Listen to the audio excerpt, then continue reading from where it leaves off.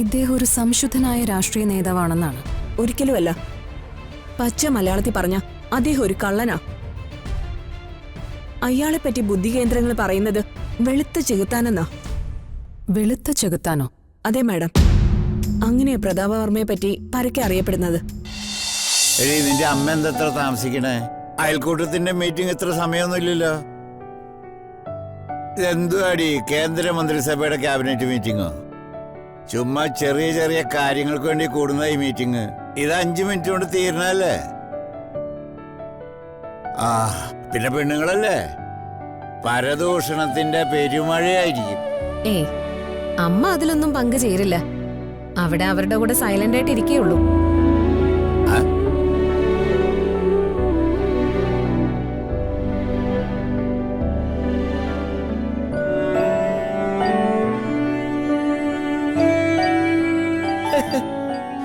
അല്ല, ഇതാര് പുതിയ ജില്ലാ കളക്ടറോ? കളിയാക്കിയൊന്നും വേണ്ട. നിങ്ങൾ പണ്ട് കേളനെന്ന എന്നെ വിളിച്ചുകൊണ്ടിരുന്നു. അമ്മായി അച്ഛനെന്നതിലുപരി നമ്മൾ തമ്മിലൊരു ആത്മീയ ബന്ധമുണ്ട്. അതുകൊണ്ട് ക്ഷമിക്കുന്നു. അയ്യോ, സാറ് പണ്ട് ചൊറിയും കുത്തി ഈ വരാന്തയിൽ എപ്പോഴും ഇരിപ്പായിരുന്നല്ലോ. ഇപ്പൊ തിരക്കുള്ള ആളായി മാറിയപ്പോ സന്തോഷം കൊണ്ട് പറഞ്ഞു പോയതാ. ഏമാനി ഇരിക്കാൻ ഒരു കസേര എടുക്കട്ടോ. ഇത്രയും സുന്ദരിയായ നിനക്ക് എങ്ങനെയാടി തല നിറച്ച അച്ഛനുണ്ടായത്? പ്രിയേ, ദാ ഇതില് 2 ഫ്ലൈറ്റ് ടിക്കറ്റ് ഉണ്ട്. രാവിലെ 7-ന് ഡൊമസ്റ്റിക്കിൽ നേരെ ഹൈദരാബാദില്, 2 മണിക്കൂർ നേരെ മീറ്റിംഗ്. അവിടുന്ന് 2 PM ദില്ലി. മീറ്റിംഗ് കഴിഞ്ഞ് രാത്രി മടങ്ങും. അതിനകത്ത് ഫ്ലൈറ്റ് ടിക്കറ്റ് ഒന്നുമില്ല, 2 ലോട്ടറി ടിക്കറ്റ് മാത്രമേ ഉള്ളൂ. തള്ളിയതാണല്ലേ ചെറുതായിട്ട്. അമ്മ അങ്ങനെ, മകൻ ഇങ്ങനെ.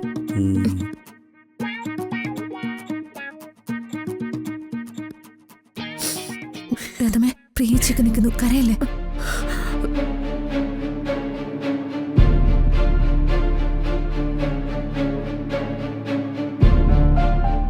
എന്താടി എടി, നിനക്ക് എന്താ പറ്റിയെന്ന്? ഒന്നുമില്ല വേണുവേട്ട. എന്തു പറ്റിയമ്മേ? ഒന്നുമില്ല മോളെ. എടേ, 32 കൊല്ലായി നീ എന്റെ കൂടെ കൂടിയിട്ട്. നിന്റെ മനസ്സൊന്ന് പെടഞ്ഞാ ഞാൻ അറിയും. പറയടി, എന്താണ്ടായ? ഒന്നുമില്ല വേണുവേട്ട. ഉണ്ട്, രാധമ്മ നുണ പറയുന്നതാ.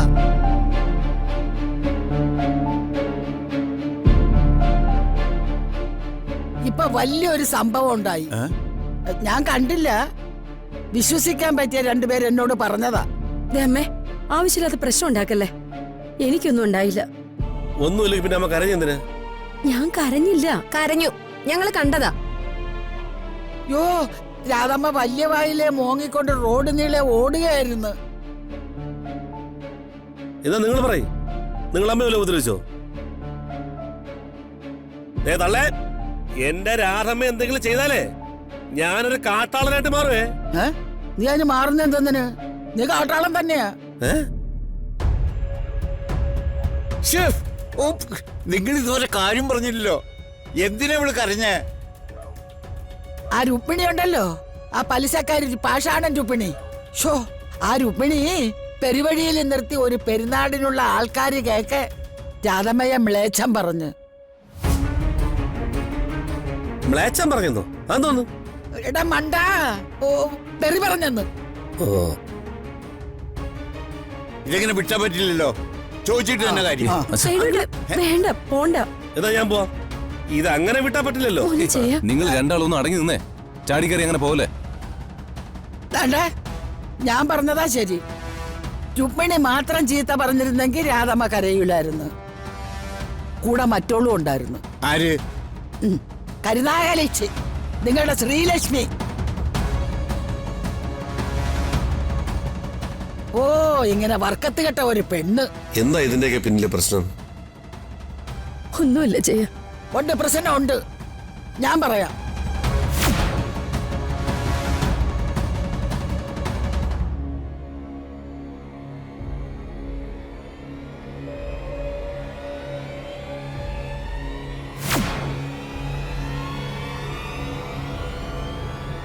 ക്ഷമിക്കുന്നോറും അവരുടെ ശല്യം കൂടുക. രണ്ട് പറഞ്ഞിട്ട് തന്നെ കാര്യം. അച്ഛാ അങ്കിൾ നിക്ക്. പറയാനുള്ളതൊക്കെ രാജീവ് ഋതുമോള് പറഞ്ഞിട്ടുണ്ട്. അത് ശരിയങ്ങളെ, അങ്കിള് പോവണ്ട. ദാടാ, രാധമ്മയുടെ ഇരുവശങ്ങളിൽ നിന്ന് ചെന്നായ്ക്കളെ പോലെ കടിച്ചു കയറിയായിരുന്നു അമ്മായിയമ്മയും മരുമോളും കൂടെ. ഹോ, അവളുമാര് പറയുന്ന വാക്കുകൾ കേട്ട് ചെകിടടിച്ചു പോകുമെന്നാ കണ്ടോണ്ടെന്നാ നാട്ടുകാർ പറഞ്ഞത്.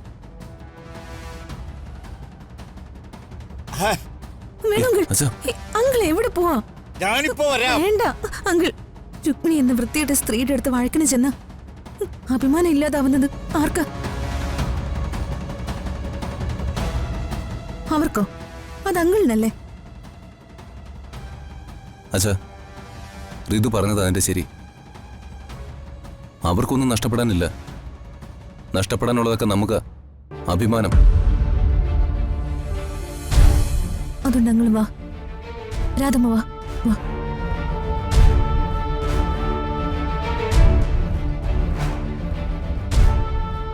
യുദ്ധത്തിന് ഞാൻ ചങ്കൂതിയത് മാത്രം മെച്ചം. ഒന്നും നടന്നില്ല. ആ, രണ്ട് ബദാമെങ്കിലും എടുത്തു കഴിക്കാം.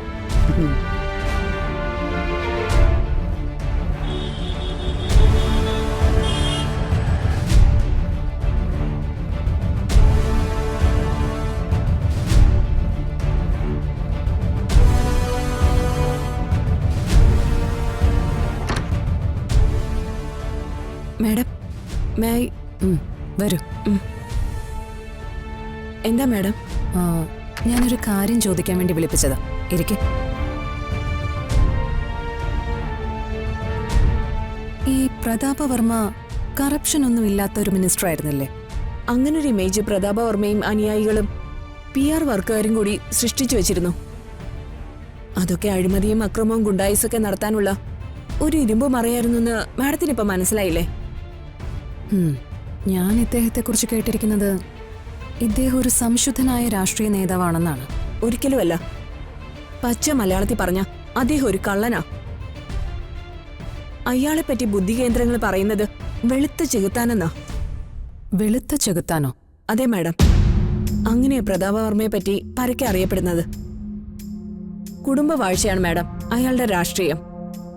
ഈ രാഷ്ട്രീയം കൊണ്ട് അയാൾ കോടികളാ ഉണ്ടാക്കിയത്, കോടികൾ. ഇയാളുടെ ഫാമിലിയോ? ഇവിടെ അടുത്താണ്. ഒരു വലിയ കുടുംബത്തിൽ നിന്നാ കല്യാണം കഴിച്ചത്. ആ സ്വത്തും കൂടി ഇയാൾ തട്ടിയെടുത്തു. എന്നിട്ട് ആ സ്ത്രീയെ ഈ ദ്രോഹി ഉപേക്ഷിച്ചു. പിന്നൊരു മകളുണ്ട്. അയാളുടേതല്ലെന്നാ അയാളും വീട്ടുകാരും പറയുന്നേ. മാഡത്തിന്റെ സപ്പോർട്ടോടെ ഒരു സ്ത്രീപക്ഷ സംഘടനയുണ്ടെന്ന് എനിക്കറിയാം. മാഡം അത് പണ്ടേ ശ്രദ്ധിക്കണമായിരുന്നു. ഇദ്ദേഹത്തിന് നേരെ ഒരു ടെററിസ്റ്റ് അറ്റാക്ക് ഉണ്ടായില്ലേ? അത് അങ്ങനെയാണ് മാഡം. നിരപരാധിയായ പാവ മനുഷ്യര് സഹിയിടുമ്പോ എന്തും ചെയ്തു പോവും.